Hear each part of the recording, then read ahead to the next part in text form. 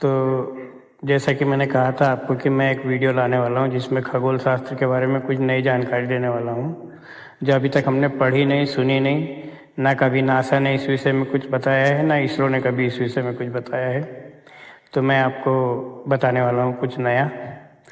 तो देखो, मेरी बात को समझने के लिए आपको ज्वार भाटा का नॉलेज होना चाहिए कि ज्वार भाटा कैसे आता है। तो थोड़ी सी जानकारी देता हूँ मैं कि जब चंद्रमा और धरती के डिस्टेंस कम होता है, दूरियां कम होती है, उस समय चंद्रमा अपनी ग्रेविटी से समुद्र के पानी को अपनी ओर खींचता है।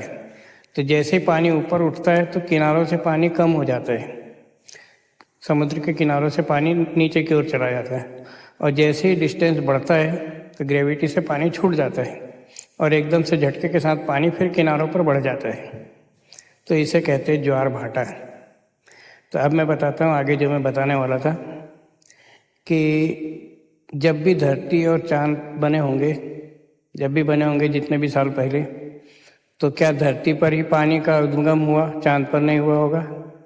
यहाँ समुद्र है तो वहाँ भी पानी रहा होगा, वहाँ भी समुद्र रहा होगा, क्योंकि दोनों पे मिट्टी है, पत्थर है, जमीन है, सब कुछ एक जैसा, डिस्टेंस भी लगभग सेम ही है सूर्य से दोनों का। तो जैसी धरती है सेम चांद भी वैसे ही है। इतना है वो उपग्रह है धरती का, पर पर्यावरण तो वैसा ही है, पर वहाँ ना वायुमंडल है ना पानी है। तो मेरी मान्यता के अनुसार चांद पर भी समुद्र रहा होगा कभी ना कभी।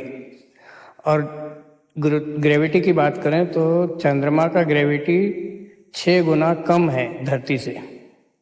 धरती पर आपका वजन 60 किलो है तो वहाँ 10 किलो आएगा। तो इस तरह से ग्रेविटी का वजन कम ज़्यादा हो जाता है। तो अब सोचिए, जिसका 6 गुना कम ग्रेविटी है, खींचने की ताकत 6 गुना कम है, वो भी समुद्र का पानी इतनी दूर से, मतलब 3,84,400 किलोमीटर दूर होने के बाद भी वो समुद्र का पानी अपनी ओर खींच रहा है।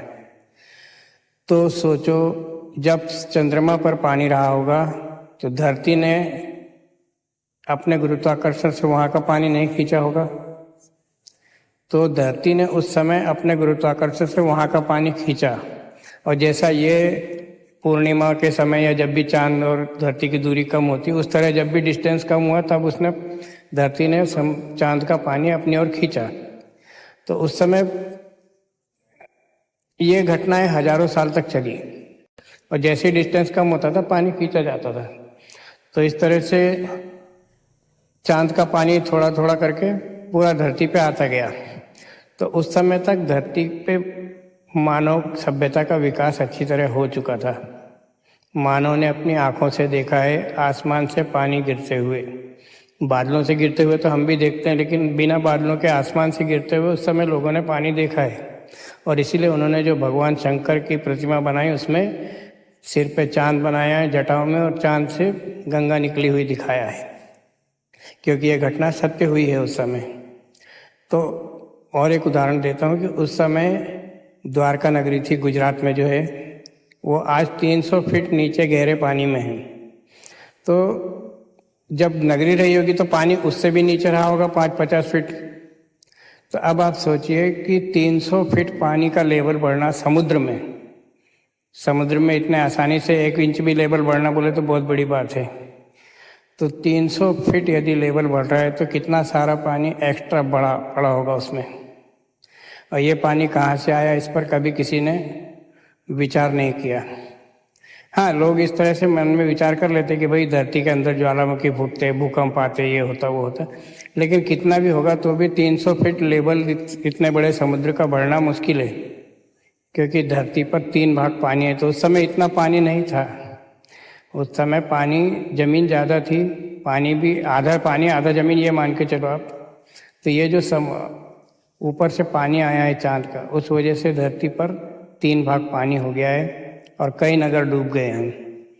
तो यही एक महत्वपूर्ण जानकारी थी कि हमारे शंकर भगवान का चित्र असली है, और हमने जो कल्पना की है भगवान शंकर भगवान की आकार की, तो आकार की कल्पना ऐसी है कि स्वर्गलोक में उनके मस्तिष्क की पूजा होती है, मृत्यु लोग यानी अपनी धरती पर उनके लिंग की पूजा होती है, और पाताल लोक में उनके चरणों की पूजा होती है, ऐसी मान्यता है।